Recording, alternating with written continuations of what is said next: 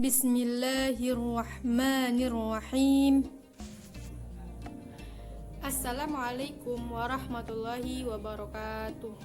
Saya Murni Novarianti dari kelas 11 MIA 1 BAN 2 Padang Sidempuan akan menjelaskan sedikit tentang para tokoh ahli ilmu pengetahuan pada masa dinasti Abbasiyah. Pada masa dinasti Abbasiyah inilah kerajaan Islam mencapai puncak kejayaannya.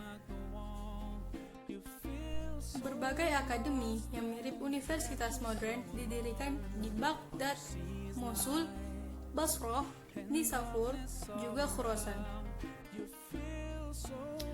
Dari hasil ijtihad dan riset para ahli ilmu pengetahuan serta para ulama ataupun cendekiawan muslim berhasil menemukan berbagai bidang ilmu pengetahuan, antara lain yang pertama yaitu filsafat, di mana menurut bahasa Yunani filsafat merupakan kajian masalah umum dan mendasar mengenai persoalan seperti eksistensi, pengetahuan, nilai, akal, pikiran, serta bahasa. Di mana tokoh-tokohnya antara lain Al-Kindi, Al-Farabi, Ibnu Bajjah, Ibnu Tufail, Ibnu Rushd, Al-Ghazali, serta yang terakhir Ibnu Sina, di mana dialah yang paling terkenal sebagai seorang filsuf, juga terkenal sebagai seorang dokter.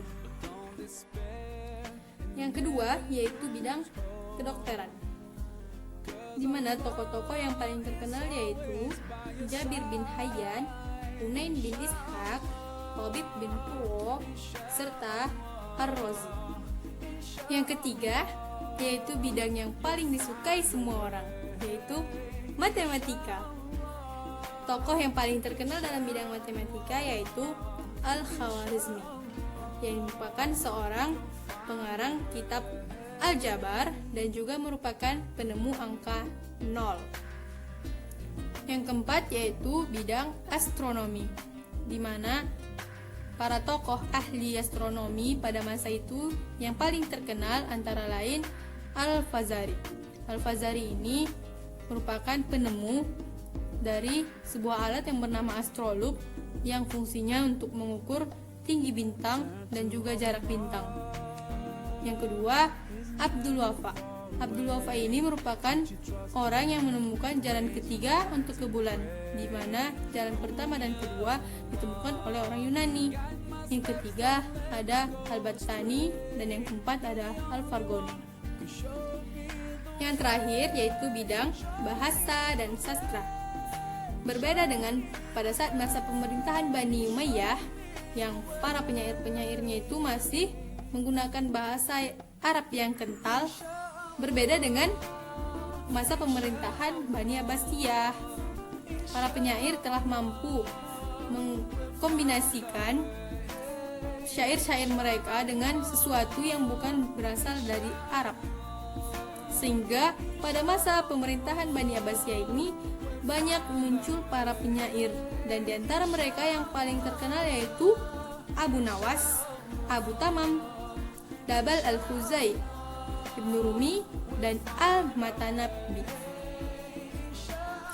Jadi itulah tadi sedikit uraian mengenai perkembangan ilmu pengetahuan pada masa dinasti Abbasiyah beserta tokoh-tokohnya, dan itulah yang berkembang hingga saat sekarang ini.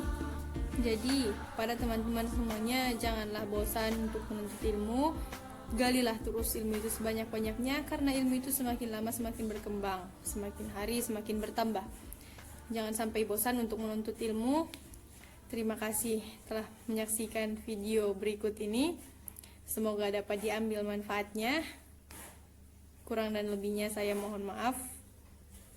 Kepada Allah saya mohon ampun. Terima kasih. Wassalamualaikum warahmatullahi wabarakatuh.